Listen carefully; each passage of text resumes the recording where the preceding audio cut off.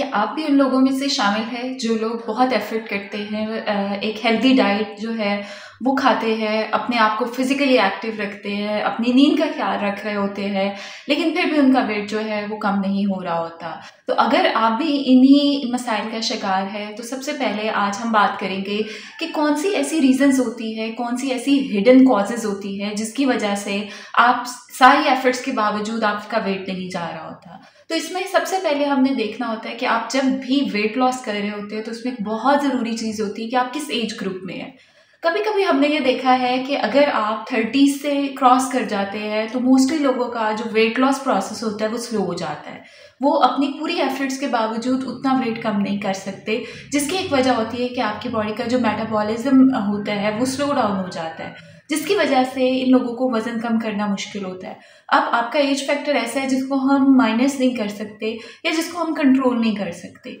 इसके साथ जो अक्सर लोग गलती करते हैं कि जब वो डाइट फॉलो करते हैं तो अपना एक गोल सेट कर लेते हैं कि मैंने महीने में जो है वो 4 किलो 6 किलो वज़न कम करना है, और जब उनका वेट कम नहीं होता तो वो डिसअपॉइंटेड हो जाते हैं और वो अपने वेट लॉस को ख़त्म कर देते हैं, अपनी हेल्दी ईटिंग को, लाइफस्टाइल को जो होता है वो प्रोलॉन्ग नहीं चलाते हैं।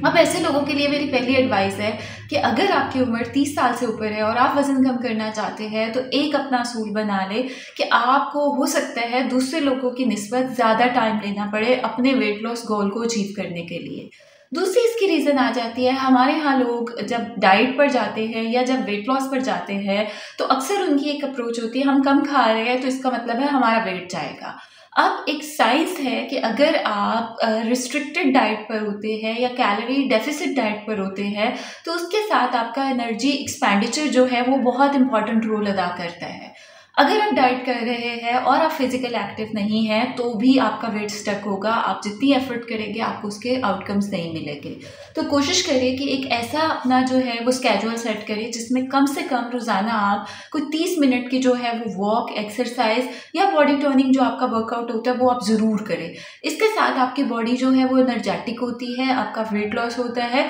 और आप हेल्दी जो है वो महसूस करते हैं। तीसरी इसकी रीज़न आती है कि हमारे यहाँ जब आप वेट लॉस करते हैं तो अक्सर लोगों के माइंड में कॉन्सेप्ट होता है कि कम से कम खाओ, जितना कम खाओगे उतना जल्दी जो है वो वेट लॉस होता है, और उसमें उनका जो मील इंटरवल्स होते हैं वो बहुत लंबे हो जाते हैं, जिसकी वजह से हमने ये देखा है कि आप प्लेटो फेज में चले जाते हो, आपका वेट लॉस नहीं होता। तो अगर आप वेट लॉस करना चाहते हैं, क्विक वेट लॉस की तरफ जाना चाहते हैं, हेल्दी रेसिपीज़ की तरफ जाना चाहते हैं, एक लॉन्ग टर्म परसिस्टेंट जो है वो अपनी बॉडी को मेंटेन रखना चाहते हैं, तो उसमें कोशिश करें कि आप अपने स्नैक्स जो है वो ज़रूर अपने पूरे दिन के अंदर रखें। अगर आप लंबे अरसे तक नहीं खा रहे हैं, अंदर आपका जो गैप है वो ज़्यादा हो रहा है मील्स के दरमियान, तो भी आपका वेट स्टक होता है। और हेल्दी स्नैक्स आपके मेटाबॉलिज्म को भी स्पीड अप करते हैं, आपको एनर्जी भी देते हैं, और उसके साथ आपका जो वेट लॉस प्रोसेस है वो भी स्पीड अप होता है, आप जल्दी जो है वो वेट लॉस करना शुरू कर देते हैं। तो इस वीडियो के बाद बहुत सारे लोगों के लिए एक चीज़ क्लियर होगी कि वेट लॉस के पीछे बहुत सारी रीजंस होती है। अगर आप वेट लॉस करना चाहते हैं तो अपनी एज फैक्टर के मुताबिक अपने एक्सपेक्टेशंस रखें, अपने आप को फिजिकली एक्टिव रखें और अपने स्नैक्स जो है उसको मोर फ्रीक्वेंट रखें, ताकि आप वेट भी लॉस करें, आपकी एनर्जी लेवल्स भी अच्छे रहे और आप जो अपने गोल्स अचीव करना चाहते हैं related to your weight and body shape उनको भी अचीव कर सके। Thank you so much for watching this video.